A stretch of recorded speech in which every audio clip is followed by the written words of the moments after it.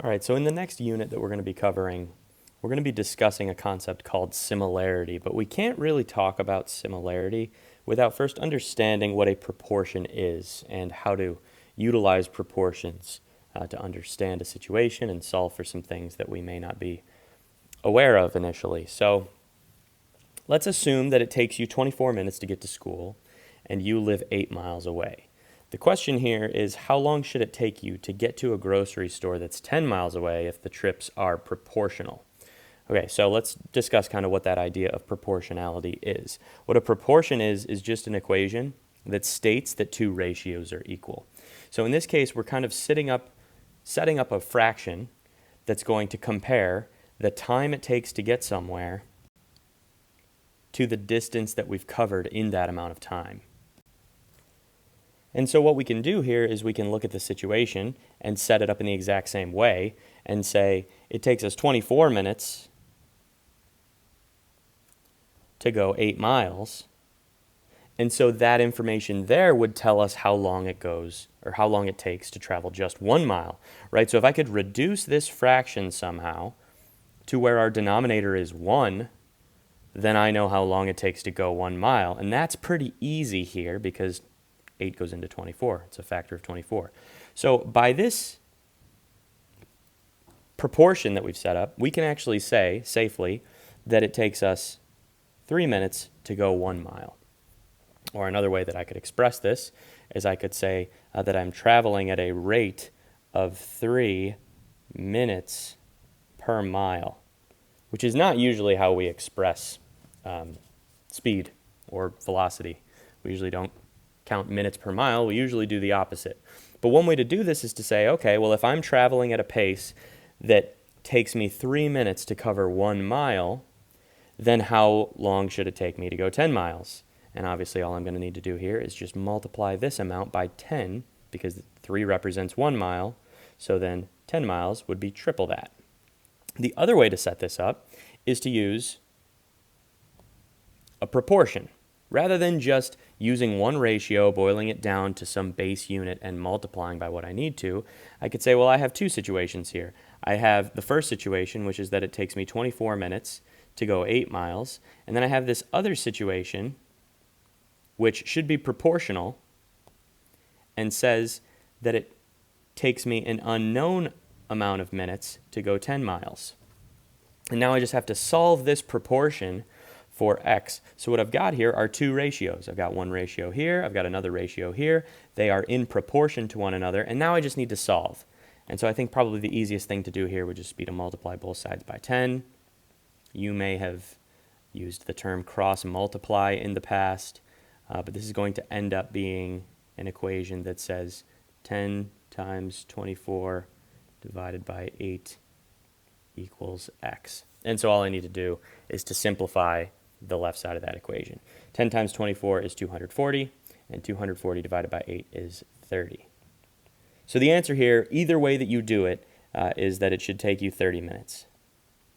That's assuming that the trips are proportional. So that's the whole idea here, is if these two trips are similar, then it's going to take me, I'm going to be traveling at the same rate when I go to school as I am when I go to the grocery store, because they're similar trips. So they're in proportion with one another.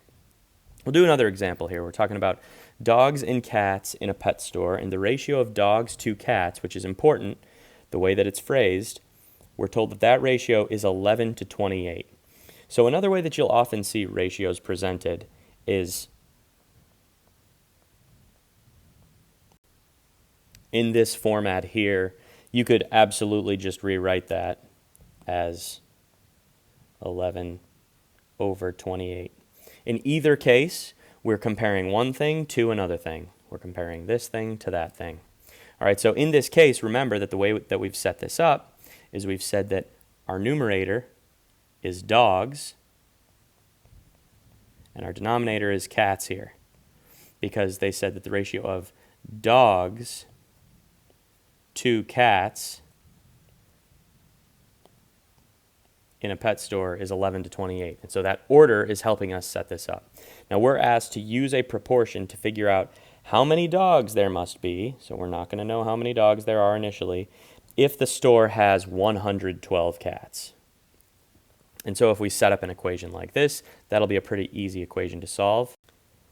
I'm just going to go ahead and multiply both sides by 112 times 112, which is going to cancel out the 112 over here.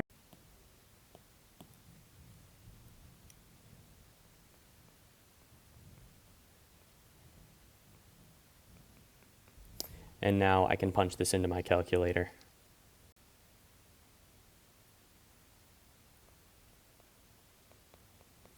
So there must be 44 dogs.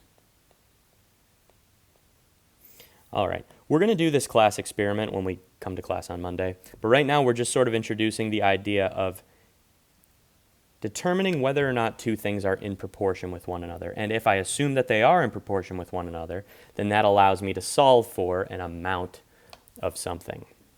Okay, so let's do a couple practice problems here. So with these, I'll read the question and then I'll ask you to try to solve it on your own, and we'll see how you do answering them before I do. So one week, London earned $313.50 at her job when she worked for 15 hours.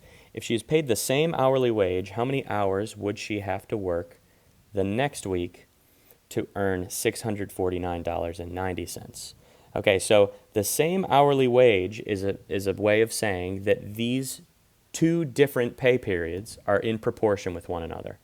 We have the first week's hourly wage and the second week's hourly wage, and it's the same hourly wage. The only thing that's different is how many hours that she worked. So go ahead and solve. See if you can figure out how many hours she would have to work to earn $647.90.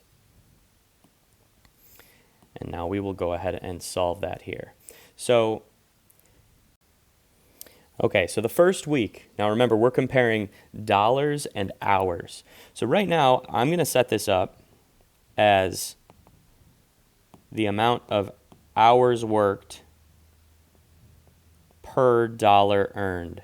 I'm doing that sort of arbitrarily here at this point. We haven't really discussed the strategic way to set this up, but I'm going to go ahead and just set it up like this. So what this is telling me then is that in week 1, she was able to earn, after 15 hours of work, $313.50. Okay, so now let's talk about week 2. In week 2, it's the same hourly wage. This is why I'm able to set these two things equal to each other, because I know that she's making the same amount of money per hour. But this time, she wants to earn $647.90, and we want to know how many hours she's going to need to work in order to make that happen. So I'm going to go ahead and multiply both sides by $647.90.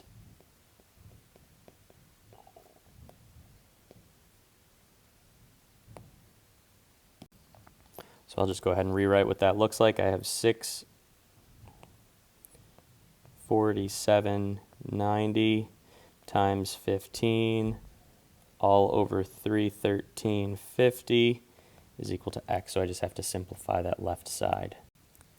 And this works out pretty nicely to be 31. So she would need to work 31 hours. All right, let's go ahead and do another one. Chloe's car used 4 gallons to travel 72 miles. How many gallons of gas would she need to travel 270 miles? I'll give you a minute to do it yourself. All right, let's go ahead and set this up. We'll say that we have gallons of gas and miles traveled. And so our first scenario showed us that 4 gallons allowed us to travel 72 miles, or Chloe was able to go 72 miles on 4 gallons. And what we're wondering now is if this proportion is the same, because it's the same car, then how many gallons are we going to need to go 270 miles? So I'm just going to multiply both sides by 270.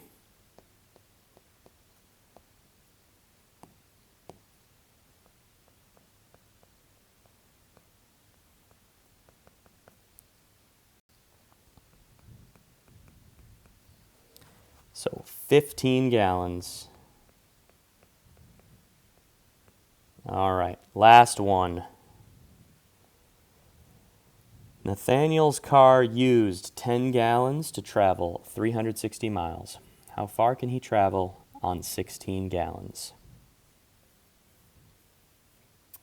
Okay, so I'm going to set this up as gallons per mile because we really haven't discussed a strategy for doing this yet, right? So the first scenario is the car is able to use 10 gallons and travel 360 miles.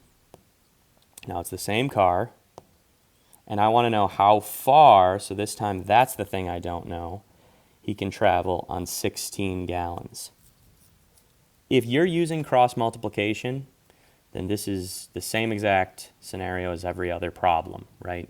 You're just going to cross multiply here. But I don't like to use cross multiplication, so I'm going to go ahead and solve this algebraically. I have to multiply both sides by x, which is going to leave me with 10x over 360 equals 16. And now I'm going to multiply both sides by 360.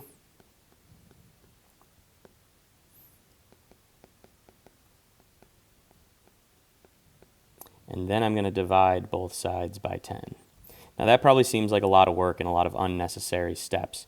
So two things. The reason this happened is because the thing that I was trying to solve for was in the denominator. If you look at all of the scenarios that we've done so far, the unknown